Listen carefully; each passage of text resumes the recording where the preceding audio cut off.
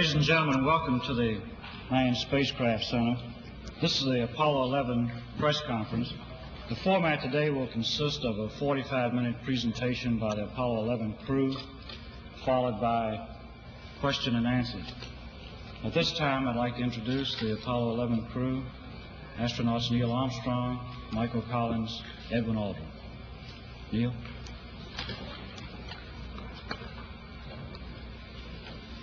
It was our pleasure to have participated in one great adventure.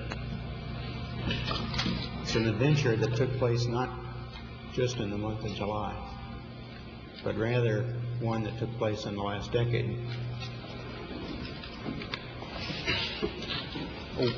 We all here and the people listening in today had the opportunity to share that adventure over its developing and unfolding in the past months and years. It's our privilege today to share with you some of the details of that final month of July that was certainly the highlight for the three of us of that decade. We're going to divert a little bit from the format of past press conferences and talk about the things that interested us most, in particular the things that occurred on and about the moon. We will use a number of films and slides which most of you have already seen, and with the intent of pointing out some of the things that we observed on the spot which may not be obvious to those of you who are looking at them here from the surface of Earth.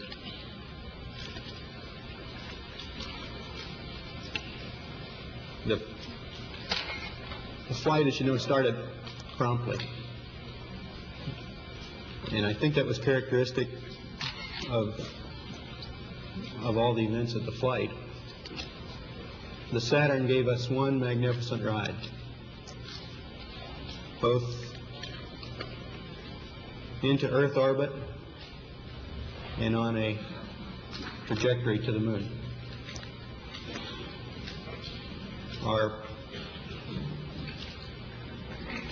Our memory of that actually differs little from the reports that you have all heard from those previous Saturn V flights, and the previous flights served us well in preparation for this flight in the boost as well as the subsequent phases.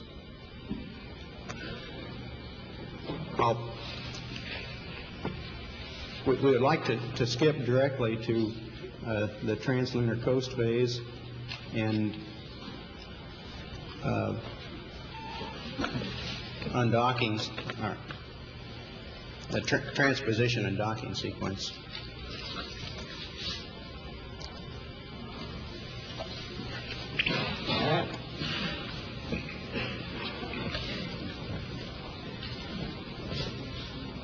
This was our first look at the magnificent machinery which had been behind us up until this point, the booster. Of course, the first and second stages have long since separated, but this shows the LEM nestled inside the third stage, the S4B, after the translunar inject burn. This maneuver was an interesting combination of manual and automated techniques in that we programmed the onboard computer to make the turnaround, and then these final maneuvers were made completely manually. As I approached the LEM, I had an easy time because I had a docking target, which is not too clearly visible here, which allowed me to align the probe and the drogue, which is the dark spot you see on the upper right. During this time, I also checked out the proper vehicle response to my stick inputs, and here shortly you'll see the actual docking somewhat speeded up. There's the point of contact, and in just a second you'll see a second right there, a second small indication of the retract cycle when the 12 dots. For the lunar module, of course, is in a sense upside down relative to the command module.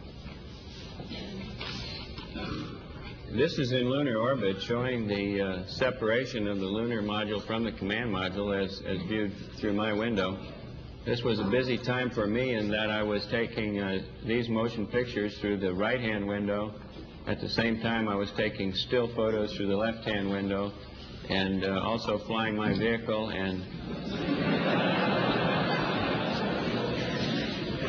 probably poorly, and taking a close look at the LEM as he turned around.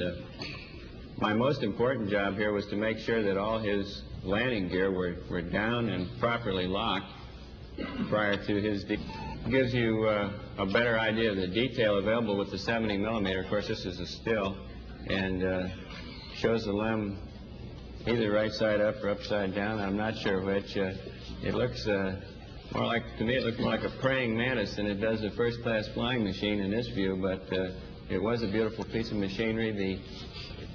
The landing gear are at the top, and you can see the probes which indicate lunar contact as thin wires extending upward from the landing gear. Of course, before we could undock, as is shown in this picture, we had to complete the activation.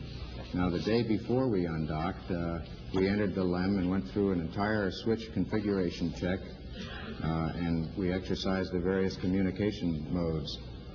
In retrospect, since we did have a little bit of communication problems on the following day during powered descent, we would recommend that we might make a more thorough check of this on the day before descent.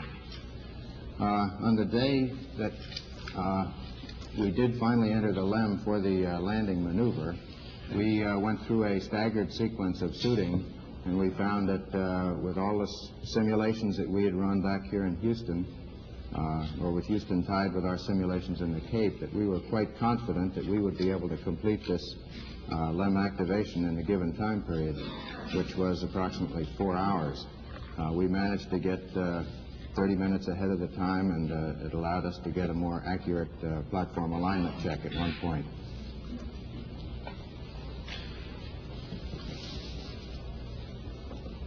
After the undocking maneuver, we went through a brief radar check, and then the command module executed a 2 foot per second maneuver away from us so that we would both be able to independently exercise our guidance system through a star alignment check, which we did following this separation maneuver. Now, this occurred in a vicinity close to the landing site, and you can see at this point the command module is traveling right over the center of our targeted point. Is approaching now what we call the cat's paw.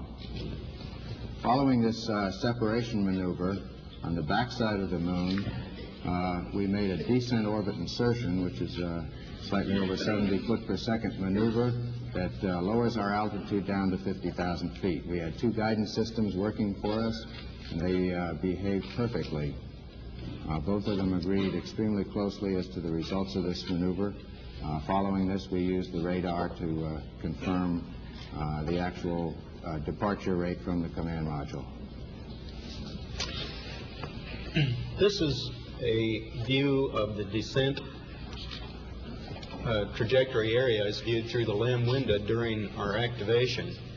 In the bottom right of the photograph is the crater Maskelyne, and in the bottom center is the final phases of the descent. The landing area itself is in the smooth area at the top of the picture, just before we arrive at the shadow, or what's called the terminator.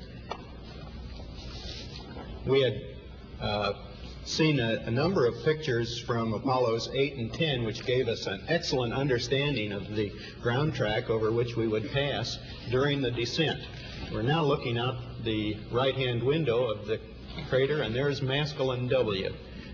It occurred approximately 2 to 3 seconds late, and degraded our ability to determine not only our altitude and altitude rate in the final phases, but also, and probably more importantly, our translational velocities over the ground. It's quite important not to stub your toe during the final phases of touchdown. And once settled on the surface, the dust cleared immediately, and we had an exafloot, and of course the surface was very fine-grained. We could tell that from our view out the window, but there were a surprisingly large number of rocks of all sizes. This is the view out the right window.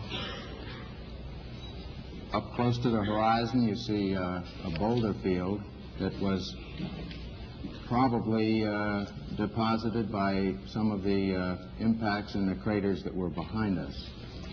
You see, most of the craters have rounded edges. However, there is a variation in the age of these, as we can tell by the sharpness of the edge of the crater. The immediate foreground area we'll see more pictures of later. It was relatively flat terrain, in contrast to looking forward along where the shadow of the LEM is cast on the surface, and we see a zero-phase glow around the upper portion of the LEM. The general color of the terrain looking down sun was a very light tannish color. This blended as we looked more across sun to a more sharper, well-defined features and more of a gray color.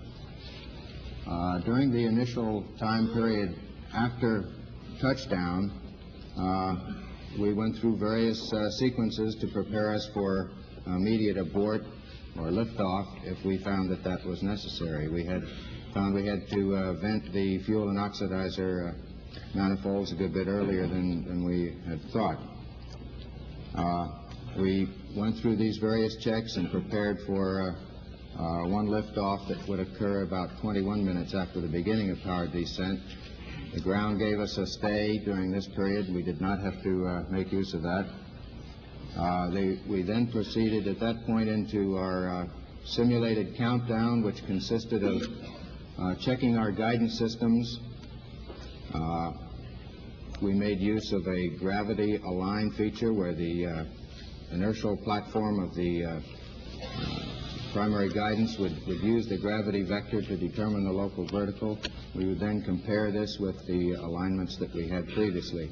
We also made use of the stars through the telescope and aligning a crosshair by rotating the field of view until the crosshair superimposed on the star. This would give us the angular measurement of the star within the field of view of the telescope.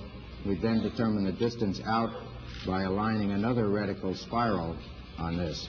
We went through an averaging technique on board and then fed this information into the computer, and this came up with our various alignment checks. This was all in preparation for a possible liftoff that would occur about 2 hours after touchdown as Mike and Columbia came over for the first revolution. The ground network gave us a stay, and we continued briefly through the remainder of this checklist in our simulated countdown. And at this point, we terminated and powered down many systems on board the spacecraft and went into an eat period.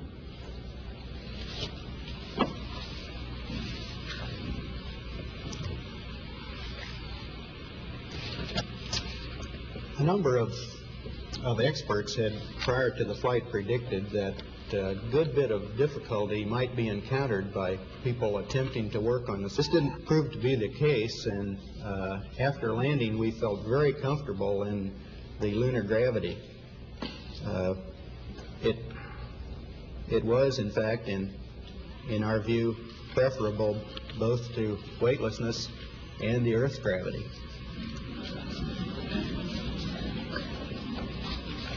This led us to believe, this in conjunction with the fact that all the systems in the LEM were operating magnificently and we had very few problems, to go ahead with the surface work immediately.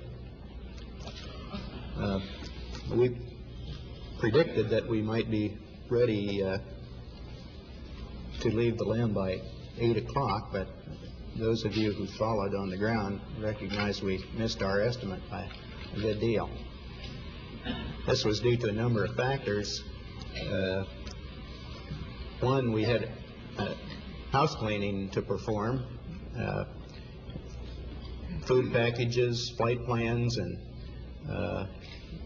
all the items that we'd used in the previous descent to be stowed out of the way and prior to depressurizing the lunar module. It took longer to depressurize the lunar module than we had anticipated, and it also took longer to get the cooling units in our backpacks operating than we had expected. In sum and substance, it took us approximately an hour longer to get ready than we had predicted. When we actually descended the ladder, it was found to be very much like the lunar gravity simulations we had performed here on Earth. And no difficulty was encountered in descending the ladder. The last step was about 3.5 feet from the surface, and we're somewhat concerned that we might have difficulty in re-entering the LEM at the end of our activity period, so we practiced that before doing the exercise of bringing the camera down, which took the subsequent surface pictures. Here you see the camera being lowered on what might be called a Brooklyn clothesline. I was operating quite carefully here because immediately to my right and off the picture was a 6-foot deep crater, and I was somewhat concerned about losing my balance on the steep slopes. The other item of interest in the very early stages of EVA, should it have been cut short for some unknown reason, was the job of bringing back a sample of the Lunar Rocks, and these photographs show the collection of that initial sample into a small bag, and then that bag being deposited in my pocket. This was the first of a number of times when we found two men were a great help. I quickly put up the TV camera.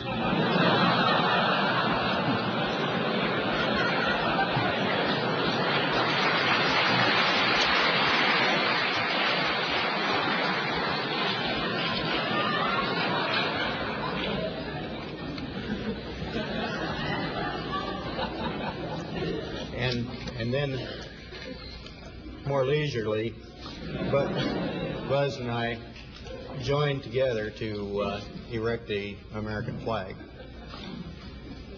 We found on a number of occasions that we were able to help each other in many ways on the surface. You probably recall the times that I got my foot caught in the television cable and Buzz was able to help me extract it without falling down.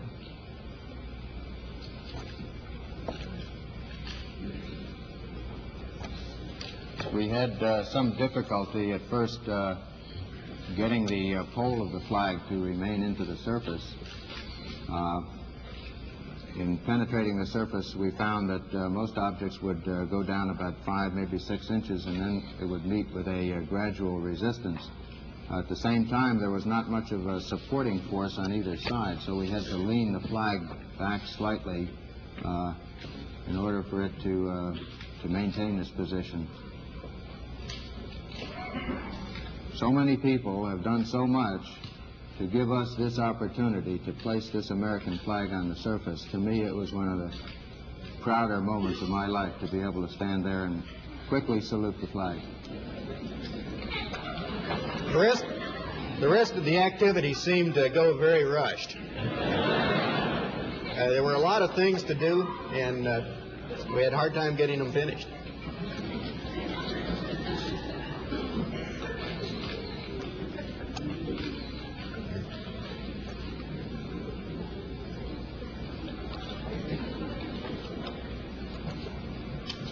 We did find that mobility on the surface was, in general, a good bit better than perhaps we had anticipated it. There was a slight tendency to be more nearly toward the rear of a neutral stable position.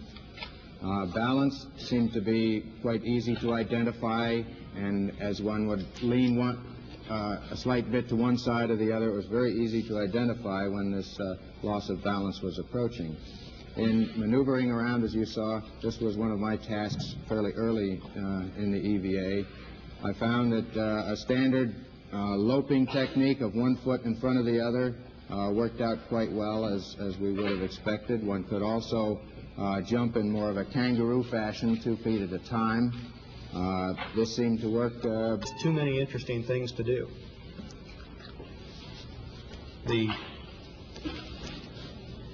The surface, as we said, was fine-grained with lots of rocks in it. It took footprints very well, and the footprints stayed in place. The LEM was in good shape and exhibited no damage from the landing or the descent. It's a picture of the ladder with the well-known plaque on the primary strut.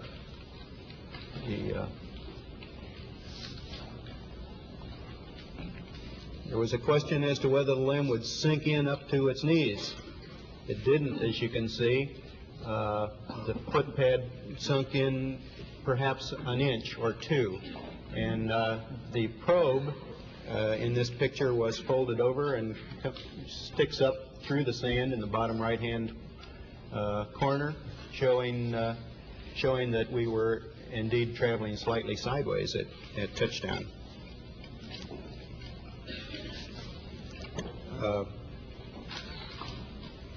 There were a wide variety of surfaces. Here Buzz is standing in a small crater, and it gives a very good picture of the rounded rims of the what we believe are very old features. The two experiments that you saw in the previous picture were deployed in the scientific equipment bay. We found that getting them down produced no significant problems, and here you see a view of my carrying these two experiments out to the deployment site about 70 feet to the south of the lunar module. You have a very good view of the varying depths of this upper surface layer. You see that along the crater rim, the small crater rim off to my left, along this the upper surface appears to be about 2 to 3 inches, and the subsurface has a slope that is rather ill-defined, and one has to be very careful in treading your way around these very small craters. Any long excursions, I feel, would take a good bit of attention as you're moving along to avoid walking along or down the slope of some of these smaller craters. This is the passive seismic experiment that was deployed and has been giving us good returns on the interactions of the moon. We had a little difficulty deploying one of the panels. I had to move around to the far side and release a restraining lever, and then the second panel came out. We had a little bit of difficulty determining, as Neil said, the exact local horizontal. And I think this is due to the decrease in the cues that a person has as to which way up really is. One has to lean a little bit more off to the side before you get this body cue that you're approaching off balance. And of course the terrain varied considerably in this area. This second experiment is the laser reflector. We've been successful in bouncing laser beams off this. It consists of 100 arrays of corner reflectors. The other experiment, these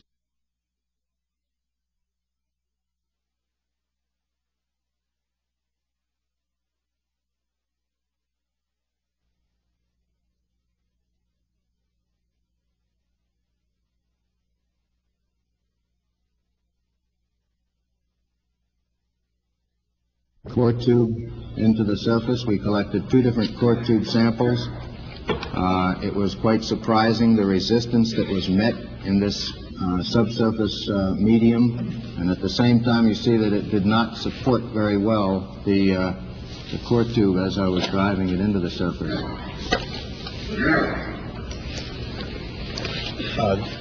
This is a double picture. It's actually a stereo picture of fine particulate material in the moon. This is taken from a glass, and the analysis of the cause for that characteristic is of extreme interest to the scientific community. Second picture taken with that scientific camera shows the nature of the clods of lunar surface material. And this picture shows the 80-foot crater, which that you observed earlier in the motion picture footage during the final phases of descent. We had very much hoped that this crater would be deep enough to show the lunar bedrock. It was about 15 or 20 feet deep, and although there are rocks in the bottom, there are no evidences on the inner walls of actually getting a picture or a view of the lunar bedrock. We deposited several items on the lunar surface. I'm sure you're aware of these. One was a disk with 73 messages from nations of the world. There was a patch from Apollo 1 and various medals from the cosmonauts.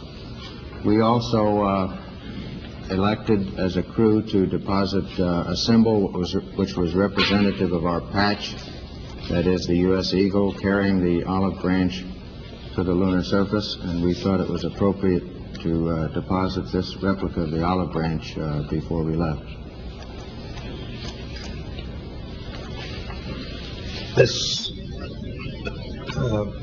after re-entering the LEM, we could see the effects of her in the area where the majority of the walking took place. However, in the left side of the picture where it is not as dark, there was also a good bit of walking, and so that indicates that the walking probably just increases your ability to notice the effects of the strange lighting that Buzz talked about earlier, where the cross-sun lighting is a good bit darker than the down sun.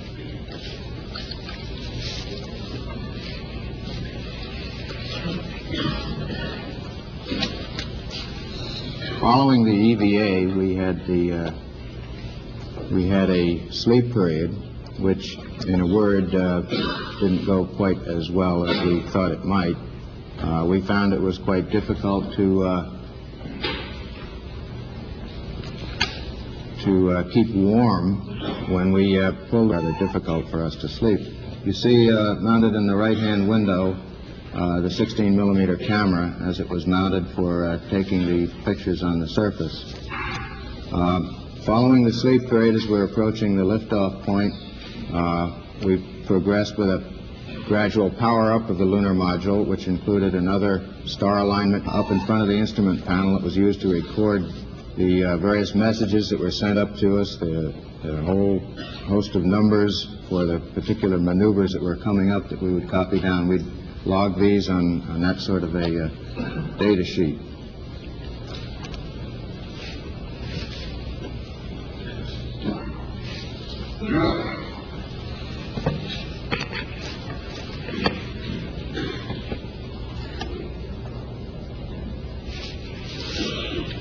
This film shows our final look at Tranquility Base before our departure.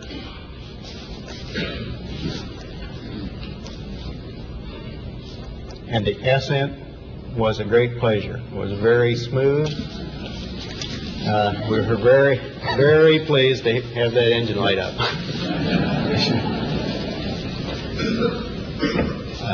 Gave us an excellent view of our takeoff trajectory and Tranquility Base as we left. And at all times through the ascent, we could pick up landmarks that assured us that we were on the proper track. There were no difficulties with the particular out-of-plane maneuver that had been inserted between two other sequential maneuvers. In comparison with many simulator runs, we found that this was about as perfect a rendezvous as we could have asked for. You've noted some oscillations in this film during ascent, and that's a real characteristic. The vehicle, due to the changing center of gravity as fuel is used, does a good bit of 5-degree oscillations throughout the ascent. This is Eagle as seen by Columbia, or perhaps half an Eagle would be better, since the landscape.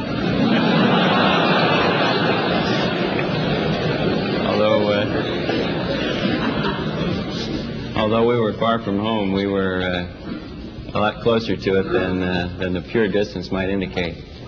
Neil's making the initial maneuvers here to get turned around, and then again I do the final docking. This is somewhat swifter than real time. The probe, the dark funnel on the top of the LEM, and the docking target below it and to the left in the lighter portion of the LEM.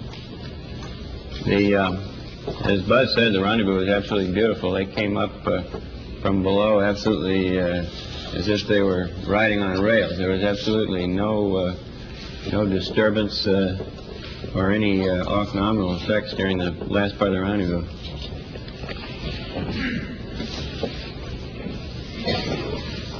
Upper right, you can see the RCS quads, and down below at this relatively close range, it had a decided three-dimensional effect and was undoubtedly one of the most impressive sights of the flight. As we left the moon after a successful TEI, this is the view that we observed. I think that at least from where I sit here on the stage, the colors that you see there are quite close to being actually representative of the moon as seen from that distance. We were sorry to see the moon go, but we were certainly glad to see the Earth return. We took a large number of photographs of the Earth on the way out and back, and had our wristwatches set on Houston time. An interesting use can be made of that. If you were looking at this picture and you looked at your watch and your watch said 7 o'clock in the evening, then you'd know that Houston is about 7 o'clock from the evening, and it's about an hour away from sunset.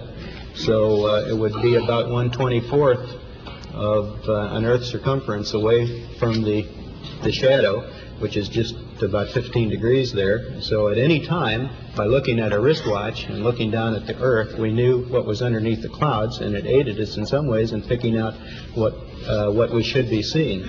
We could see a large number of details on the Earth's surface, certainly all the continents and islands and details, many of which you followed perhaps in our discussions over the radio communications. But it was interesting to us to find out how well we could observe weather patterns on not only the worldwide scale, which you see here, but in specific localities. This particular shot does show the coast of North America, the equatorial cloud layers, what we think is probably intertropical.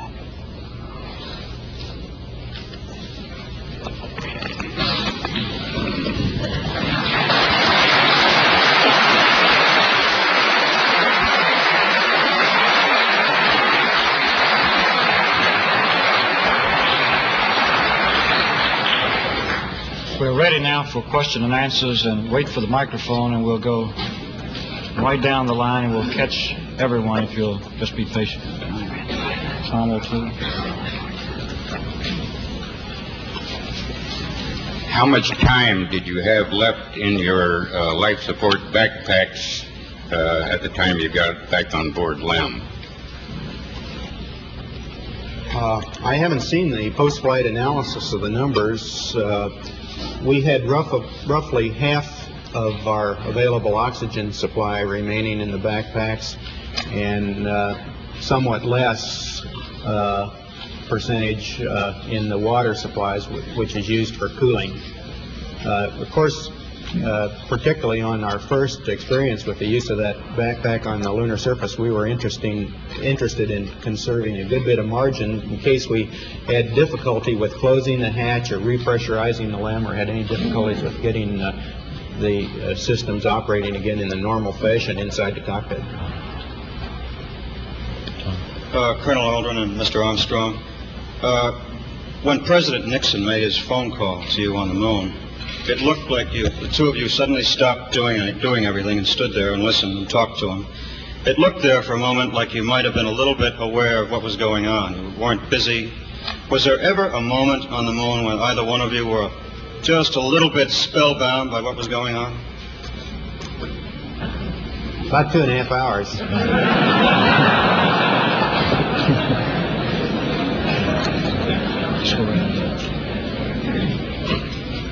I'd like to ask Neil Armstrong when he began to think of what he would say when he put his foot down on the lunar surface, and how long he pondered the statement about a small step for man, gigantic leap for mankind. Yes, I did think about it. It was not extemporaneous, neither was it planned. It evolved during the conduct of the flight, and I decided what the words would be while we were on the lunar surface just prior to leaving the land. I'd like to ask Neil Armstrong and Buzz Aldrin, and I'm not quite sure how to ask this question, but when you first stepped on the moon, did it strike you as you were stepping on a piece of the Earth, or sort of what your inner feelings were, whether you felt you were standing in a desert, or this was really another world, or how you felt at that point? Well, there was no question in our minds where we were. We'd been orbiting around the moon for quite a while. At the same time, we have experienced 1.6G before. We've been exposed to some degree to the lighting that we saw. However, this was, in my case, an extremely foreign situation with the stark nature of the light and dark conditions. And, of course, we first set foot on the moon in the dark, shadowy area. How do you view space exploration as a relative priority compared with the pressing needs of the domestic society and the world community at large? Well, of course, we all recognize that the world is continually to neglect any of those areas, and we certainly don't feel that it's our place to neglect space exploration. There was a lot of discussion during the flight, during the descent. Operation. Now, I don't think that either the ground people or ourselves really anticipated that this would happen. It was not a serious program alarm. It just told us that for a brief instant the computer was reaching a point of being trying to solve these particular problems, we wanted to be able to look out the window to identify the features as they came up so that we would be able to pinpoint just where in the landing ellipse the computer was taking us. I suppose was carrying on a rapid-fire conversation with the computer at that point, but I think we really have to give the credit to the control center in this case. They were the people that really... What your feelings are, is that perhaps the most difficult part of the mission, or are you looking forward to it? Well, certainly the part that we're least prepared to handle.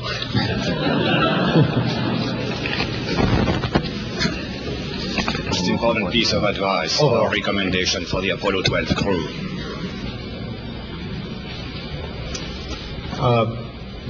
More and more dexterity with arms moving and fingers moving.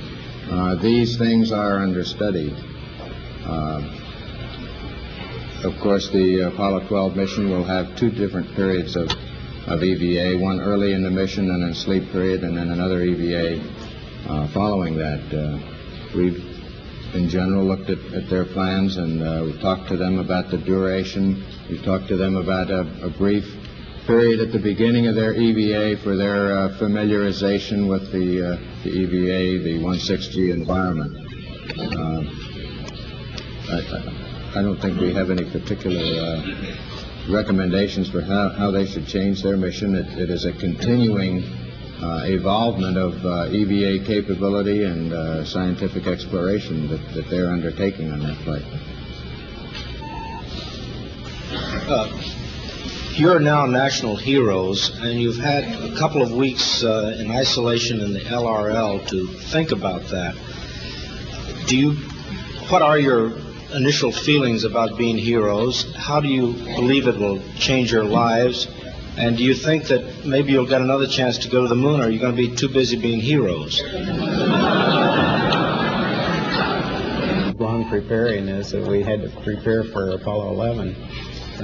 In the Lunar Receiving Laboratory, we did have very little time for meditation, it turns out. We were quite busy throughout the time period with the same sorts of things that the crews of past flights have done after their flights. The debriefing schedules and writing the pilot reports and getting all the facts down for use of all the people who will include that in future flights. I'm struck from the movies and the still pictures by the difference in the very hostile appearance of the moon when you're orbiting over it or some distance from it, and the warmer colors and the apparently relatively more friendly appearance of it when you're on the surface.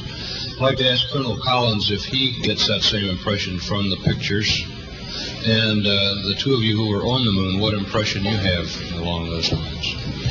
Well, the moon changes character as the angle of sunlight striking its surface changes.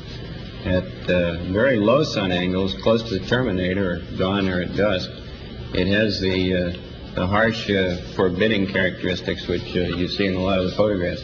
On the other hand, when the sun is more closely overhead, a midday situation, the moon takes on more of a brown color, it becomes almost a rosy-looking place, a fairly friendly place, so that from dawn through midday through dusk, you run the whole gamut of it. It starts off very forbidding, becomes friendly, and then becomes forbidding again as the sun dissipates.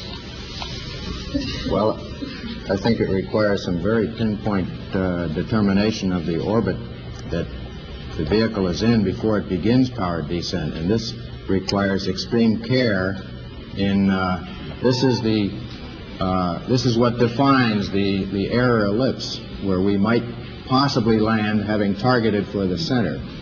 Now, the ability to be able to control where you are requires that you be able to identify features, and of course in our particular of significant features as possible to give us as smooth a terrain. Now, in any area like this, there are always certain identifying features that you can come out, certain patterns or craters. And to the extent that this can be used, if the crew sees that they are not going exactly toward the pre-planned point, they can begin to... and more on the landing, Did at any time you consider an abort while you were getting the alarms and so forth? Well, I safely do so, and as soon as program alarms, computer alarms manifest themselves, why you realize that you have a possible abort situation to contend with, but our procedure throughout the vehicle down in the same way that it was programmed to do. The only thing that was missing during this time period is that we did not have some of the displays on the computer keyboard, and we had to make several entries at this time in order to clear up that area. What would see to your private lives in the years ahead? I wish I knew the answer. But I think the landings of the type that are presently considered for the next number of flights are appropriate to the conclusions that we reached as a result of both our descent work and work on the surface. That we are able to investigate the variety of types of landing sites that they hope to accomplish. I have two brief questions I'd like to ask, if I may. When you were carrying out that incredible moonwalk, did you find that the surface was equally firm anywhere, or were there harder and softer spots that you could detect? And secondly, when you looked up at the sky, could you actually see the stars and the solar corona in spite of the glare? In rather flat regions, the footprint would penetrate perhaps a half an inch or sometimes only a quarter of an inch and gave a very firm response. In other regions near the edges of these craters, we could find that the foot would sink down maybe 2, 3, possibly 4 inches. And in the slope, of course, the various edges of the footprint might go on up to 6 or 7 inches, and compacting this material would tend to produce a slight sideways motion as it was compacted on the material underneath it. So we feel that you cannot always tell just by looking at the terrain what the exact resistance will be as your foot sinks into a point of firm contact. So one must be quite cautious in moving around in this rough terrain. We were never able to see stars from the lunar surface or on the daylight side of the moon by eye without looking through the optics. I don't recall during the period of time that we were photographing the solar corona what stars we could see. I don't remember seeing any. Neil, you were a little bit concerned, you said, about stubbing your toe at the point of landing because the surface was obscured by dust. Do you see any way around that kind of problem for future landings on the moon?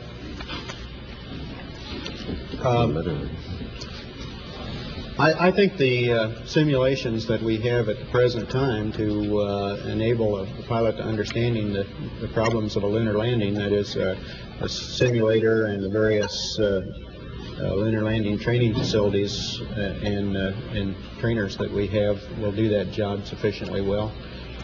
Above that, I think it's just a matter of pilot experience. And of course, the little bit of dispersions in the maneuvers, such as the DLI burn on the backside of that ignition, and there is no way of compensating until you get to final phase for that error.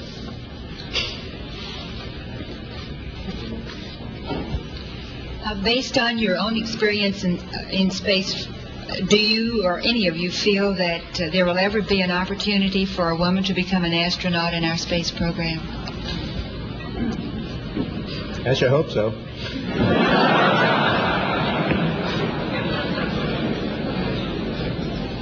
I'd like to refer back to something that Neil Armstrong said a while back, that there was so much out there you would like to have done. As it was, you ended up a considerable number of minutes behind schedule. Is that because the schedule was overloaded for the EVA, or can we expect all astronauts, when they reach the moon for the first time, to enjoy themselves and spend as much time doing so as you seem to? We plead guilty to enjoying ourselves. As Buzz mentioned earlier, we're recommending that we start future EVAs with a 15 or 20-minute period to get these kinds of things out of the way. Get used to the surface and what you see, adapt to the 1.6G and maneuvering around, and probably we just included a little more in the early phase than we were actually able to do. two questions. Where did the weird sounds, including the sirens and whistles, come from during the trans-Earth coast? So much more pronounced.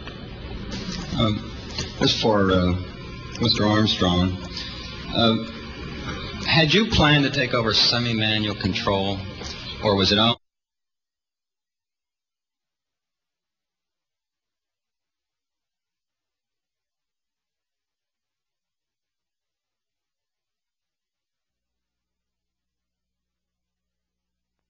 Manual phase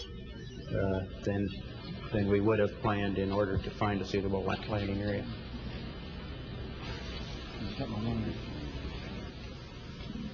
Many of us and many other people in many places have speculated on the meaning of this first landing on another body in space. Would each of you give us your estimate of what is the meaning of this to all of us?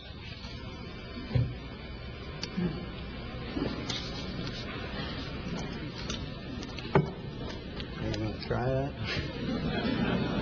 After you. Well, I believe that what this country set out to do was something that was going to be done sooner or later, whether we set a specific goal or not. I believe that from the early space flights, we demonstrated a potential to carry out this type of a mission. And again, it was a question of time until this would be accomplished. I think the relative ease with which we were able to carry out our mission, which of course came after a very efficient and a logical sequence of flights, I think that this demonstrated that we were certainly on the right track when we took this commitment to go to the moon. I think that what this means is that many other problems perhaps can be solved in the same way by taking a commitment to solve them in a long time fashion. I think that we were timely in accepting this mission of going to the moon. It might be timely at this point to think in many other areas of other missions that could be accomplished.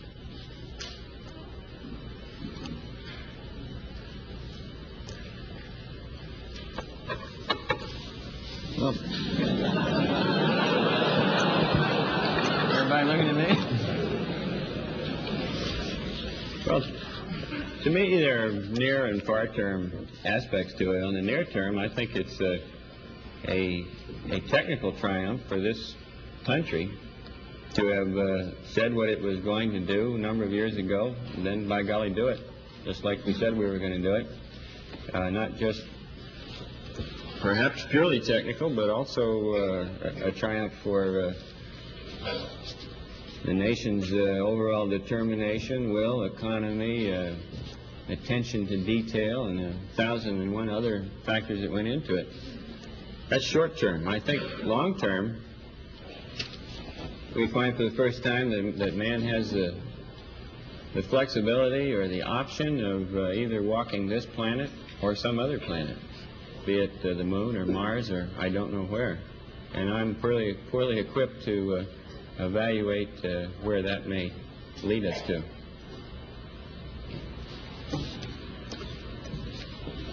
I just see it as a beginning, not just this flight, but in this program, which has really been a very short piece of human history, an instant in history, the entire program. It's a beginning of a new age. Neil, how much descent fuel did you have left when you actually shut down? My own instruments would have indicated less than 30 seconds, probably something like 15 or 20 seconds. I think the analysis of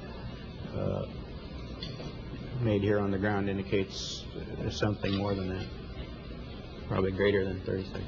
40 or 45. That was docking. Could you tell us precisely what was going on at that time? Where you docked and then...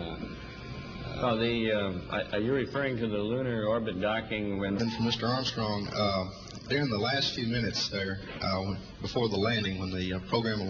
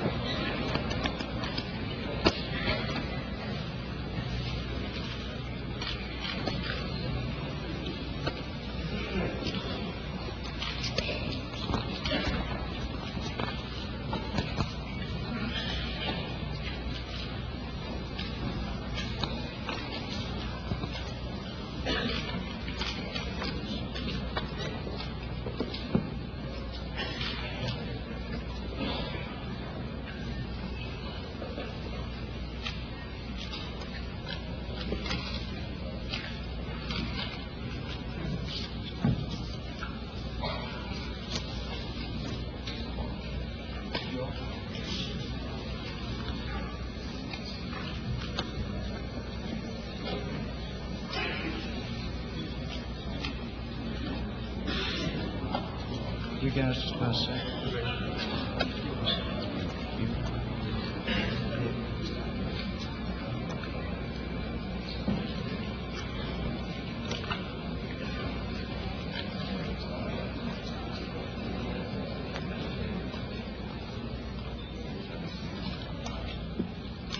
Ladies and gentlemen, welcome to the Manned Spacecraft Center. This is the Apollo 11 press conference. The format today will consist of a 45-minute presentation by the Apollo 11 crew, followed by question and answers. At this time, I'd like to introduce the Apollo 11 crew, astronauts Neil Armstrong, Michael Collins, Edwin Aldrin. Neil?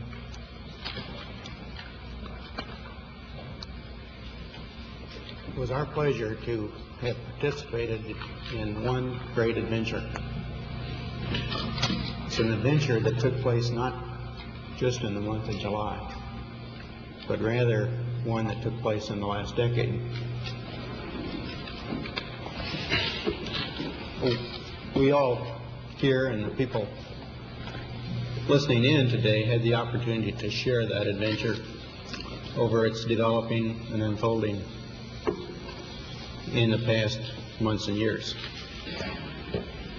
It's our privilege today to share with you some of the details of that final month of July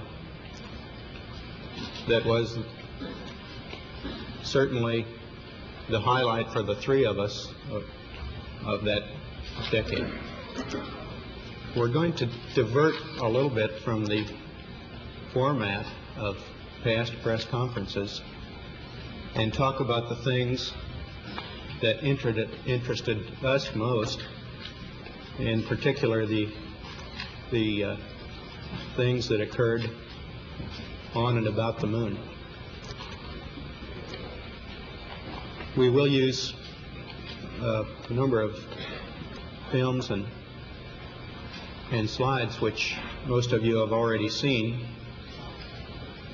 and with the intent of pointing out some of the things that we observed on the spot which may not be obvious to those of you who are looking at them here from the surface of Earth.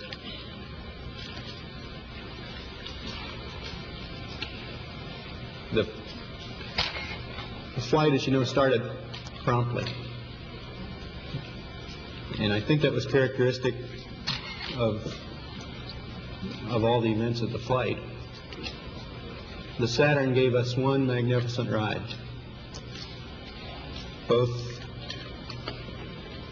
into Earth orbit and on a trajectory to the moon.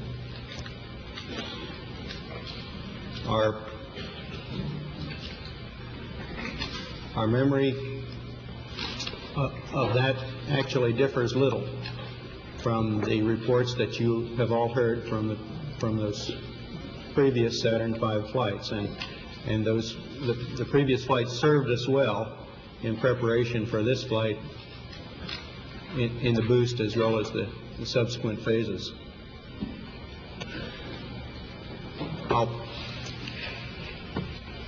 We would like to skip directly to the translunar coast phase and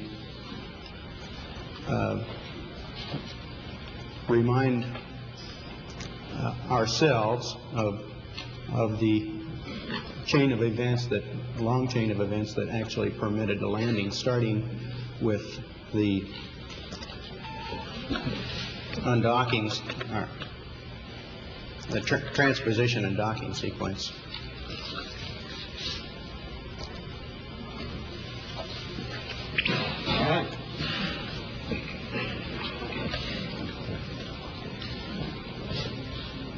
This was our first look at the magnificent machinery which had been behind us up until this point, the booster.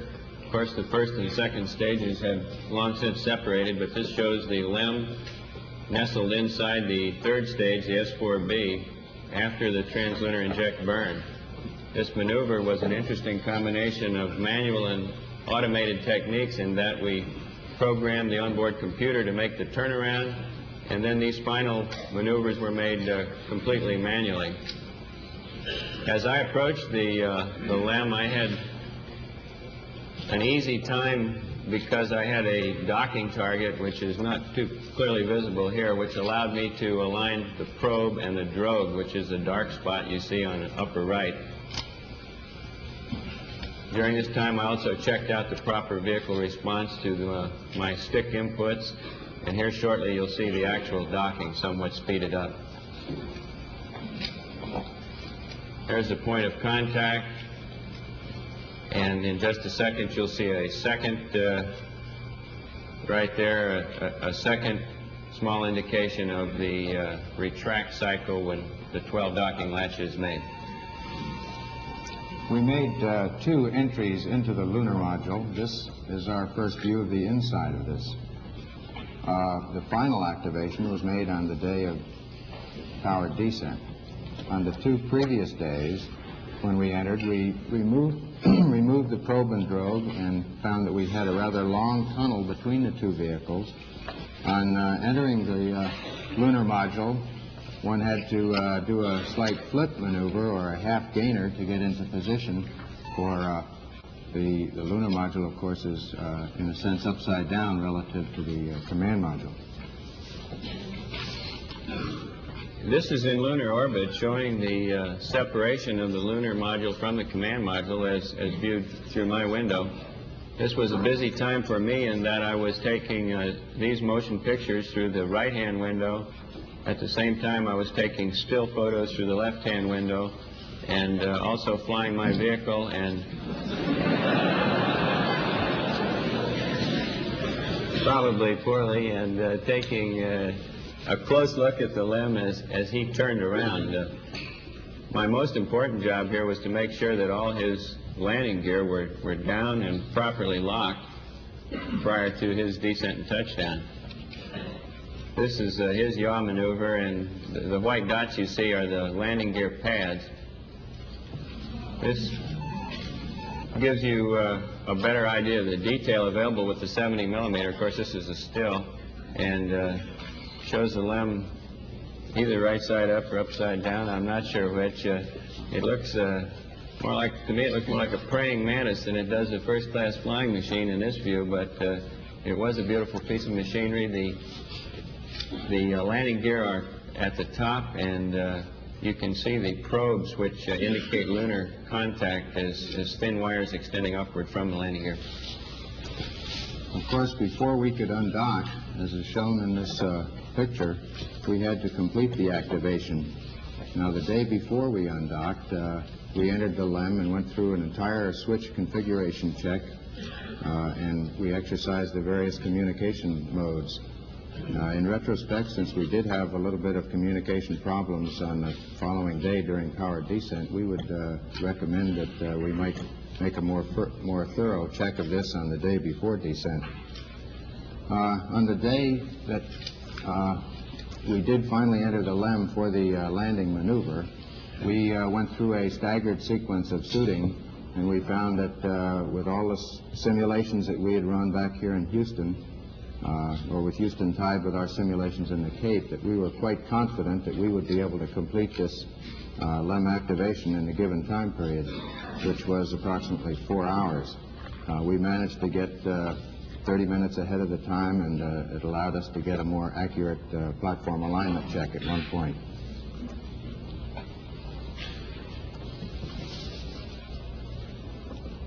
After the undocking maneuver, we went through a brief radar check, and then the command module executed a 2 foot per second maneuver away from us so that we would both be able to independently exercise our guidance system through a star alignment check, which we did following this separation maneuver. Now, this occurred in a vicinity close to the landing site, and you can see at this point the command module is traveling right over the center of our targeted point. Is approaching now what we call the cat's paw. Following this separation maneuver on the backside of the moon, we made a descent orbit insertion, which is slightly over 70 foot per second maneuver that lowers our altitude down to 50,000 feet. We had 2 guidance systems working for us, and they behaved perfectly. Both of them agreed extremely closely as to the results of this maneuver. Following this, we used the radar to confirm the actual departure rate from the command module. This is a view of the descent trajectory area as viewed through the LEM window during our activation. In the bottom right of the photograph is the crater Maskelyne, and in the bottom center is the mountain called Boot Hill. Immediately above Boot Hill is a small sharp-rimmed crater called Maskelyne W, which was the crater that we used to determine our downrange and cross-range position error prior to completing the final phases of the descent. The landing area itself is in the smooth area at the top of the picture, just before we arrive at the shadow, or what's called the terminator. We had seen a number of pictures from Apollos 8 and 10, which gave us an excellent understanding of the ground track over which we would pass during the descent. We're now looking out the right-hand window of the crater, and there's Maskelyne W. It occurred approximately 2 to 3 seconds late and gave us the clue that we would probably land somewhat long. After completing those position checks, we rolled over face up so that the landing radar could lock on the ground and confirm our actual altitude. Now, this picture doesn't show it, but at this phase in the trajectory, we were looking out directly at the planet Earth. In the final phases of descent, after a number of program alarms, we looked at the landing area and found a very large crater just in the very left top corner of the picture. The camera is located in the right window and looks to the right, and it just barely sees this boulder field we're passing over right now. We're at 400 feet, and those boulders are about 10 feet across. This was the area which we decided we would not go into, extended the range downrange, and saw this crater, which we passed over, this 80-foot crater, in the final phases of descent, and later took some pictures of. Now you can see the exhaust being the exhaust dust being kicked up by the engine, and this was some concern in that it degraded our ability to determine not only our altitude and altitude rate in the final phases, but also, and probably more importantly, our translational velocities over the ground. It's quite important not to stub your toe during the final phases of touchdown. And once settled on the surface, the dust cleared immediately, and we had an excellent view of the area surrounding the limb. This is the view out the left window. It shows a cratered surface, pockmarked with craters up to 15, 20, 30 feet, and many smaller craters down to a diameter of 1 foot. And of course, the surface was very fine-grained. We could tell that from our view out the window, but there were a surprisingly large number of rocks of all sizes. This is the view out the right window.